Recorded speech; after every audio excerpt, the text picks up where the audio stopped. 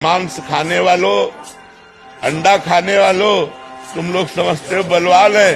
अरे बलवान भगवान की भक्ति में जो बल जागृत होता है कोई हनुमान जी जैसा त्रिभुवन में वीर।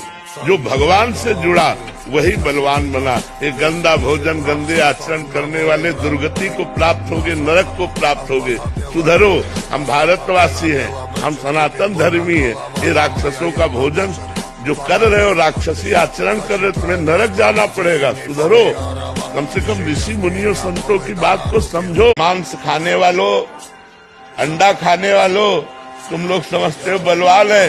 अरे बलवान भगवान की भक्ति में जो बल जागृत होता है कोई हनुमान जी जैसा त्रिभुवन में वीर।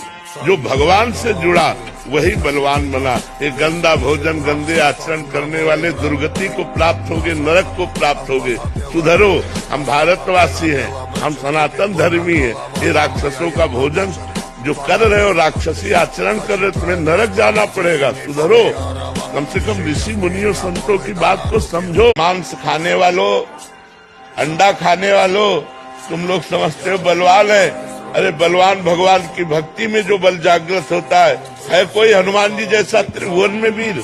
जो भगवान से जुड़ा वही बलवान बना। ये गंदा भोजन, गंदे आचरण करने वाले दुर्गति को प्राप्त होगे, नरक को प्राप्त होगे। सुधरो, हम भारतवासी हैं, हम सनातन धर्मी हैं। ये राक्षसों का भोजन जो कर रहे हो, राक्षसी आचरण कर रहे हो, तुम्हें नरक जाना पड़ेगा। सुधरो, कम से कम ऋषि मुनियों संतों की बात को समझो।